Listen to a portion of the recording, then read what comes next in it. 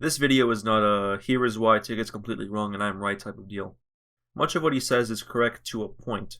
His conclusions are what I'm going to primarily be looking at in this response. To give him credit, this non-history video was much better than the National Socialism with Socialism miniseries, which I believe tainted his otherwise excellent reputation as a historian on YouTube. I feel bad because I like TIK's history videos a lot. So if you, TIK, are watching this, please consider the following words as a form of constructive criticism. I was originally going to write this out as a comment, but given how long it became in such a short amount of time, I decided to convert what I wrote into a standalone video to start off this year's upload strong. There may be some important points I overlook or do not mention in this response, simply because half an hour's worth of content is a lot to cover. It is for this same reason that I will not directly address TIK's description or pinned comment unless popular demand compels me to do so. I decided to mostly skip the potential issues with TIK's reference scenario simply because it is a fictional starting point for his real-life arguments, and I wish to focus on these arguments in this response video. If there are any detailed comments analyzing his scenario or other noteworthy parts that I may have overlooked, then I will compile and pin them in the comment section below. In general, the scenario seems to be a strange combination of characteristics from several schools of economics. I find it highly likely that this video is aimed towards socialists and communists who TIK believes do not understand basic economics, but it's not the first time that I or numerous others have faced such an argument before. Without further ado, let's get started. There's no taxation. Productivity level is 10, which means one worker for £10 a day can produce 10 loaves of bread. Okay? So, and this is where the unrealistic bit comes into it.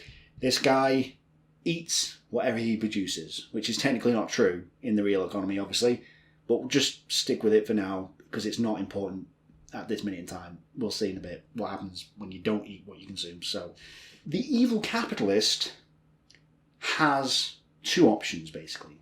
Maybe three, but let's go with two. And the first option is he could not be evil. He could be a really good, nice guy and be like, you know what I'm going to do?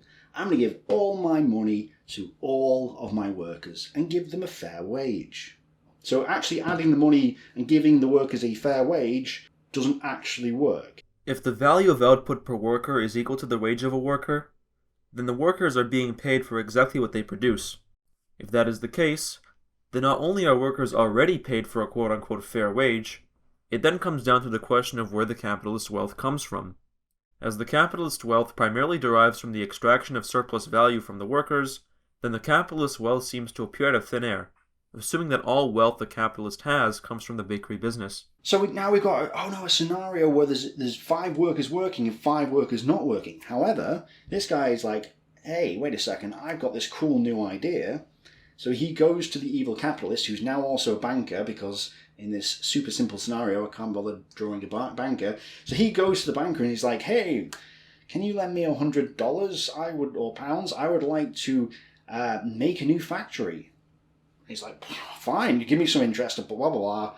But yeah, sure. So he then goes off, he makes a new factory because, there's people who can work for him. So he goes off and makes a new factory. Let's call it the closed factory because at this minute in time, everybody's naked. The naked bakery. And so he then employs these guys to make clothes. And let's just say, hypothetically, the scenario, they make 200 clothes as well, so it all balances out. Whatever. The point of the matter is that their living standards will go up and they'll receive more products. So in actuality, it's basically a recession. These guys lose their jobs, but they will go and work elsewhere to boost the economy. Now you might be saying it's not realistic. That's not how an economy works. Actually it is. So back in the day, in the 1700s, it used to take one worker an entire day to make one pin. Okay? One pin. P-I-N. Pin. So I don't know what the cost of living was back then, but let's say today let's say hypothetically it was £100 a day to work, right? So a pin would cost £100 and you couldn't have it any cheaper because it took all day to make. Then an evil capitalist came along, or an entrepreneur or whatever, inventor, boosted the production level to 4,400 pins a day with one worker. So this guy could now make 4,400 pins at a push of a button almost. And that put a lot of people out in the street in terms of employment, right? And to this day, we still have vast numbers of the population unemployed as a result of the pin men. No, because they went on and did something else. The cost of the products comes down. The pin men are out in the streets and on unemployment for about 5 minutes, well, maybe a few months. But the good news is that they can then go on and find new jobs because the consumer saves their money, right? If I wanted to buy a pin, I don't have to spend £100 buying a pin. I just spend £8.99 and I've got the remaining £91 and a penny to spend elsewhere, which allows me to spend it elsewhere. So new industries will spring up as a result. He might go, oh, there's a demand for clothes in this naked bakery. I'm going to make a clothes factory. That's a brilliant idea. Here's £100. Give me some interest back once you make some money. Okay, boom. The view of unemployment as it works in the modern economy is highly optimistic, to say the least. For example, although unemployment is relatively low in the United States today, much of this employment is for work opportunities that do not offer strong enough wages for stable living, and often multiple jobs for individuals. This lack of money in households, particularly millennial ones, has brewed the boomer tier meme that millennials are killing X industries. This is because in a society where real wages have stagnated or are shrinking despite increasing productivity, less consumer activity overall is able to occur within the economy, leading to poorer rates of growth. The consequences of this weakening circular flow can be observed in the vast drops in market value recently that have similarly acted as corrections, showing the stagnating nature of the United States economy. Unlike in the past when capitalism became the dominant economic system, the founding of new industries in the fashion shown in the model simply does not occur as often anymore, at least in the West. The shift of more developed countries to service-based economies has played greatly in this role, as many genuine industries have been moved to more underdeveloped nations due to neoliberal policies and the search for the greatest possible profit margins, something unreasonable to find with the wealthier workers of more developed countries, but more reasonable to find with the poor workers of less developed countries. It is for this reason that many new small businesses in the United States today are pursuits like convenience stores, programming startups, and freelancing in the trades, which reflects the domination of services in the economies of modern developed countries. Places where TIK statements would better apply would be in countries like China, India, and Bangladesh, where much of the world's heavy industry is now concentrated. And most people have a negative perception of capitalists, they have a negative perception of managers and leaders, and they have a negative perception of entrepreneurs as well. Or at least they don't understand it. Most people that you speak to think, oh yeah, they're exploiting somehow, and that's really not the case. I find that capitalists, managers, and entrepreneurs are positions that are too exclusive from each other to be lumped together. It's not uncommon for workers to become entrepreneurs themselves to avoid having to deal with managers. For example, for the last 30 years, in a place called Silicon Valley, the area below San Francisco running to San Jose in that part of California, between the bay and the ocean, is a center, as many of you know, for the telecommunications and computer industries. Every year there, hundreds of engineers quit their jobs. They work with places like Cisco and IBM and Apple and all those kinds of big corporations. They quit. And here's what they say. I hate my job. I hate going there in my tie and my jacket and my formal outfit. I hate being told by some asshole executive what I'm supposed to do. I'm not productive. I can't explore. I hate my job. I go there because I get a lot of money, but I hate my job. These people, in large numbers, quit every year. And here's what they do. They walk away and they collect with a few of their friends, 20, 30, 40, their little laptops, and they go to somebody's garage who has a garage, and they line up their laptops, and here's what they say. We're going to come to work in whatever we feel like. Hawaiian shirts and Bermuda shorts. We're going to come with our Frisbees and our toddler and our dog. We're going to come in various states of, how shall I put this, highness. And we're going to have a wonderful time. And we're going to enjoy what we do. And we're going to love to come to work. And guess what?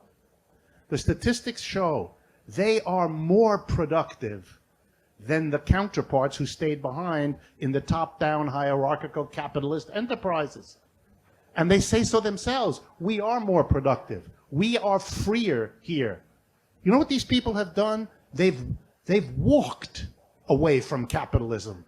They've walked away from a capitalist enterprise and they've created a non-capitalist enterprise, an enterprise run by the workers themselves. They have strict rules. We're all equal here. No boss, no underling. We work 4 days a week. That's where I got the example I gave you earlier. And on the 5th day, we get together and make all the decisions.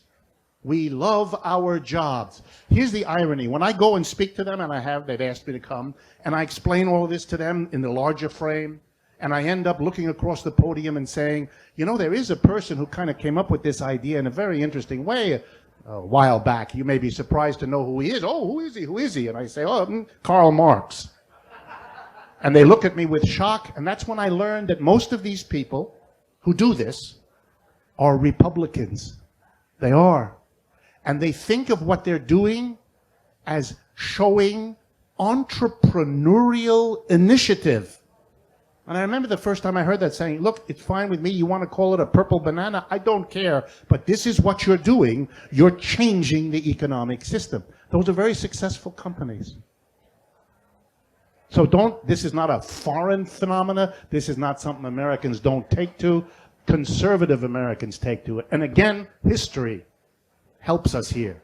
At the same time, not all entrepreneurs are capitalists, but most fall under the term petite bourgeoisie, or tiny capitalist, which are fundamentally different than standard capitalists. As for managers, workers don't have problems with them only because of exploitation. I find this to be not even a primary point of discontent for most people.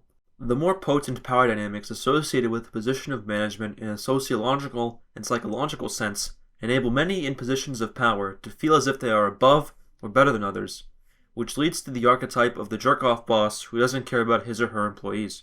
So if we take the scenario again, so £10 each for 10 products, if everybody produces half as much because they're all lazy, then, well, the economy's bad. The economy halves, okay? If they halve the production, they halve the goods they can actually consume. So it's actually in the workers' best interest to work as hard as they possibly can do. And a good way to ensure that that happens is to have managers and leaders who are managing them.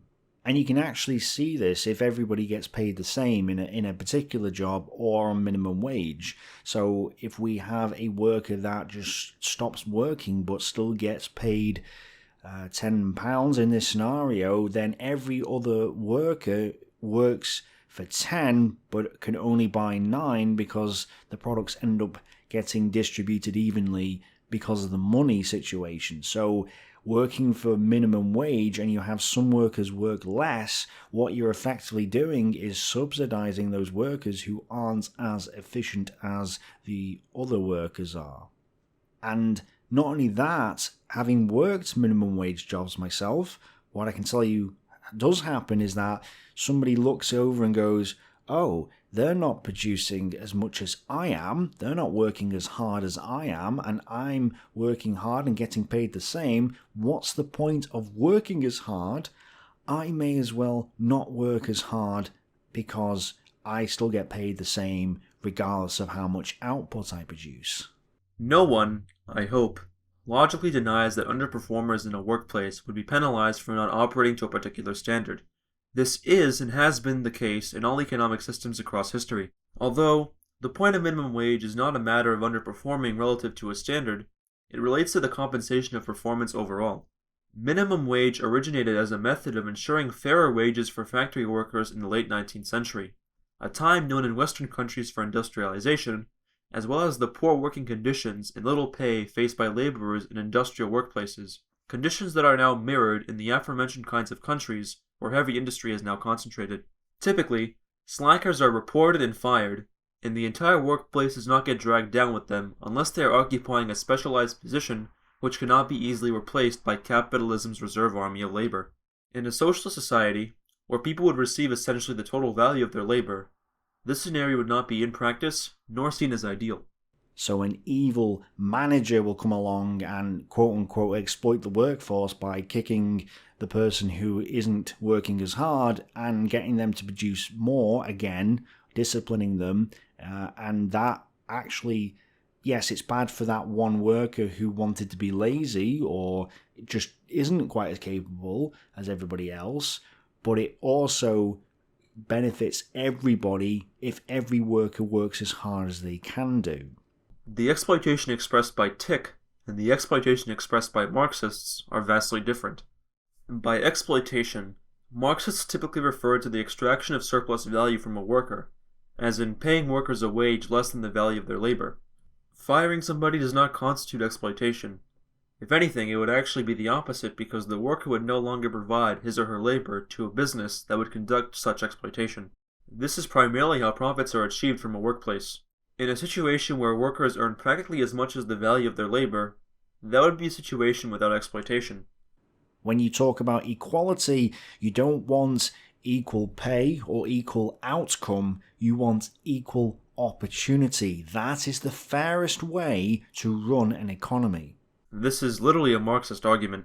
The only difference is that Marxists view such conditions as being possible and standardized only under socialism, where minimum wage and welfarist policies that were pioneered by Otto von Bismarck to help prevent socialist revolutions under the grueling working conditions of the time, would be unnecessary for workers. It's difficult not to shill for myself here because I already made a video addressing this exact concept of equality in relation to Marxist theory here. Ideally, in an ideal scenario, you want everybody to be employed, but you want everybody to be employed in jobs that are necessary, not jobs that are, in industries that are dying. You don't want to employ everybody to work down the coal mines if nobody's actually buying coal. It's a pointless exercise. You want everybody to be in as good a position as possible. This is something that cannot happen in a capitalist society due to its inherent reserve army of labor, something that has not been seen in a dominant economic system until capitalism came into existence. Significant levels of unemployment have always existed under capitalism, but never in stable slave society, feudalism, or non-revisionist socialist states. Fun fact, the USSR established special communities for disabled people to allow them to have jobs too. I will say that command economies of the past have had numerous problems with efficient resource allocation. However, this problem in a 21st century context would be nullified by the remedies provided by computer technology. I recommend Towards a New Socialism by Paul Cockshott for more insight on this concept. The determination of what is a dying industry or not under socialism will depend on societal need and not profit maximization. But ultimately, this is why capitalists, managers, entrepreneurs, these guys are necessary as well. They may not necessarily produce anything, but sometimes they do. Capitalists are required for the money in order to get businesses going. Entrepreneurs are the ones who set up and create the business. Managers are the ones who manage the workforce, and the workers produce the goods. And usually these guys are all mixed together. You might have a manager who's also a capitalist, or an entrepreneur who's also a capitalist, or a worker who's also an entrepreneur, manager, and a capitalist. And yes, you do get bad managers, you get bad entrepreneurs, you get bad capitalists, but you also get bad workers. None of these groups, even if they were a group, none of these groups are evil or of themselves. That you do get evil people, but that doesn't mean the group as a whole is evil. They are all four of these people are necessary for a successful economy. Capitalists are necessary for a capitalist society. Nobody is arguing against that, I hope. They are not evil, but play a major role in why consumption under capitalism is unethical, simply because of how such a society molds people in certain positions to take on certain actions to survive. The ethical capitalist cannot exist because the more profitable one will always win in the end. This is not a problem of individuals. This is a problem of systems. In a context where the means of production are socialized and not optimized for profit maximization, their role becomes unnecessary as by that point, capitalism no longer exists in the first place. Management is then conceded to the voting power of the workers and the most qualified individuals for decision-making. Such positions would be determined by experience and/or formal education. But no one's being exploited. And let me explain why. So every purchase in an economy has a buyer and a seller. But in reality, that's not the case. In reality, you're both buyers and you're both sellers. One person buys bread with money, while the other person buys money with bread.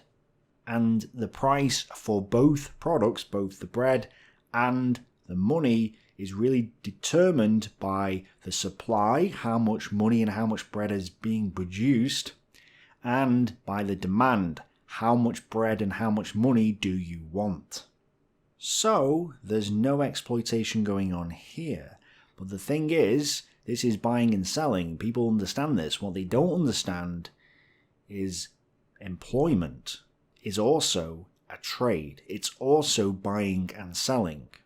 What's actually happening is a worker is selling his time and skill and buying money off the employer.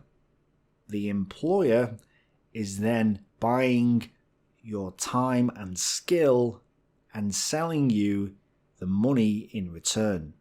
And there's no exploitation here. If you want more money, then you have a choice. You can either work more hours, get a second job or whatever else, or you can increase your skill level. Workers with higher skills are worth more to their employers. And you can increase your skills in your spare time. Go and buy a book, go and learn a trade, go and take a course, whatever it is, in order to boost your skill level to something that is in demand by a lot of people. Because just like a commodity, like bread or money or whatever else, workers are also affected by supply and demand. If you're unskilled and only willing to work 16 hours a week, let's say, then you're not in demand. And there's a lot of people who are willing to work very few hours and get paid £1 million an hour. And it's a case of, no, your time plus skill is what determines your pay. If the skills that you provide and the job that you're going for is actually in demand. And for an employer, they want to purchase workers who are going to give them the best bang for their buck.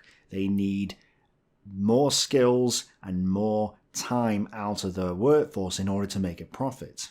And if they don't make a profit and they make a loss, then they cannot give money, they cannot trade their money for your time and your skill, and therefore the business fails. But you could also have a bad employer who doesn't spend his money wisely, or it's in a dying industry where there isn't much profit and therefore he can't give you more money as a result of this, or there's no innovation going on.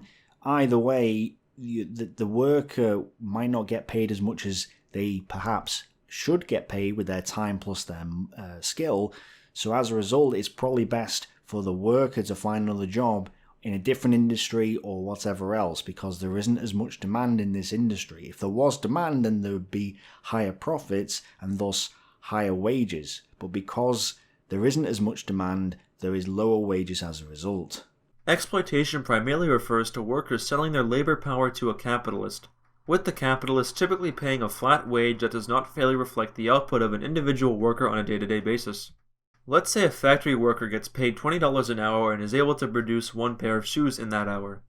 That pair of shoes is then sold for $50 per pair, with the surplus value going up to the capitalists, management, and other auxiliary positions in the workplace. Clothing manufacturers maximize profits in this regard by shipping their equipment to underdeveloped nations, because underdeveloped countries have a causation with poor standards of living, and therefore poorer wages on average. This is in large part why national economies of developed countries are becoming more service-based than industry-based. This is also one of the defining features of neoliberalism, and is why China was able to grow its economy so quickly in the past few decades. The improvement of skill generally increases the wage one gets for his or her labor. Karl Marx and Adam Smith agreed on this. But there still exists a surplus value extracted that translates to profits for the employer and not the rightful compensation conceded to the worker. One might say that this surplus is necessary to uphold a capitalist enterprise, and it is. After all, capitalism is a system based around the accumulation of profits, and if profits are not accumulated, capitalism therefore cannot exist. It is for this reason, in the interests of the billions of people who make up the working class that would benefit from having nearly all of the fruit of their labor, that socialism, and, by extension, communism, are advocated for. At the same time, Marx viewed capitalism as a necessary step to get the socialism, which is why many underdeveloped countries may still quote-unquote need capitalism to get to a point where their material conditions can facilitate an effective transition to socialism. This is part of the reason why countries like Russia and China had a difficult time establishing a proper social society, since when they attempted to transition to socialism, they were still semi-feudal. One might say that a powerful developed socialist country would be able to uplift an underdeveloped country through this capitalist phase, but that is a whole entire argument worth the video by itself. Why would you go into a supermarket and just buy all the food and then deprive the local population of all their food? It doesn't make any sense, and yet people persistently say, yes, the rich are stealing from the poor. No, they're not doing that. If they get richer, what they do is they buy more luxury goods. That's what they do. They don't buy more of the same of the... because you can only eat so much a day. You can only consume so much a day. You can only buy so many cars or so many TVs a day. There's no way you can possibly buy tons of stuff and then just hoard it, because you can't use it. It's pointless. So what the rich do when they get richer is they buy more luxury goods and they don't deprive the poor of anything. I haven't really heard of this as an argument before, although such scenarios have happened in the past and continue to happen in the modern day. The main purpose of doing this type of purchasing for certain products is to resell them. After all, commodity production and exchange are among the key features of capitalism. Today, for example, there are many organizations and individuals that buy hundreds of tickets for certain concerts and sporting events, only to resell them to other consumers at a superinflated price. Here, the people who are in the market for these tickets are deprived of the ability to buy them at a reasonable price, or MSRP, unless certain people, usually those wealthy enough to afford such an inflated price, can manage to do so. This guy is really cool. He's got glasses. He kind of looks like the guy from Cool Spot in the Sega Mega Drive era. And he decides, you know what? We need to protect the bakery from foreign powers. Can't say the word. So he's like, you know what? We need an army. So he goes to this guy and is like, you know what? I can make you an army. He's like, oh, that's cool. Thank you for protecting my bakery. Cool. So, Cool Spot. He then goes and hires a taxman and an army guy, because he looks like an army guy. So, he's a politician, he's a taxman, he's an army guy. He runs off and increases the taxes to 30%, takes £30 from this guy, gives these £10 each, and everybody's happy, except for they're not, because now these three are not producing anything. Right? They are no longer producing bread, and there's no other commodities in the economy.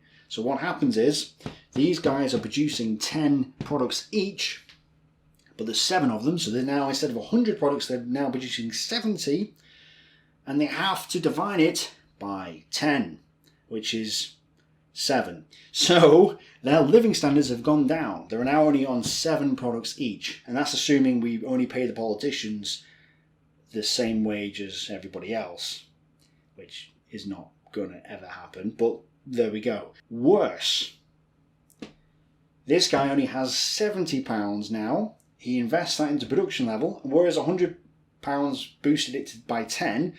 Now 70% of that will be boosted by 7, so production level is now 7. So these 7 guys are now producing 17, right, each. 17 times 6 is 119, divided by 10 is 11.9. Quick math. So now their living standards have increased to 11.9 items each, which, if before you doubled it to 20, they're now on 11.9. So in actuality, what's happened is, by taxing people and by not having people produce goods or produce products for the consumer, what's actually happened is the production level hasn't increased to as much as it could have done if you hadn't had any taxes at all. TIK essentially argues that public goods are bad because they do not contribute to production, which therefore decreases living standards. However, the notion that taxation and public workers are inherently negative for their impact on standards of living is disproven by one example: public education. Although public education does not directly correlate with production, Adam Smith and Karl Marx both agree that educated labor is essentially always more valuable than uneducated labor. And because of this, Adam Smith also argued that public education should be available to all people in a society.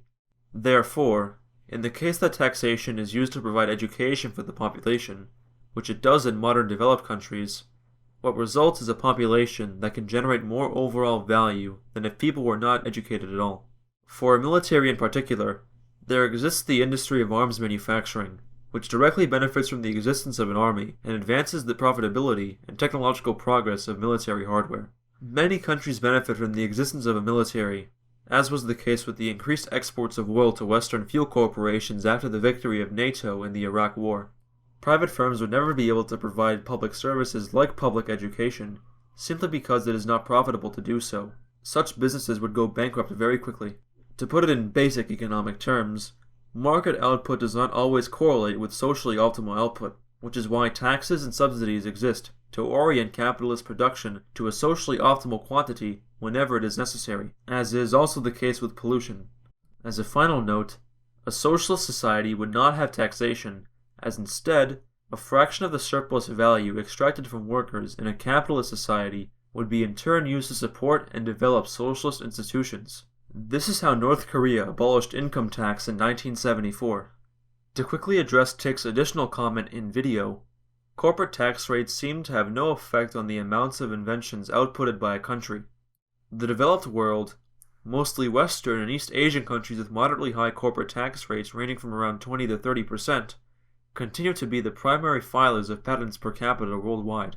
At the bottom of the corporate tax bracket, with countries having a 0% corporate tax rate, not a single one of them shows up on the top 10 per capita patent applications. The tax rate information is from the website Trading Economics, and the patent information is from the website of the World Intellectual Property Organization. Unless TIK is going by a different standard, which he most probably is, the claim that lower taxation reflects a higher level of innovation seems untrue.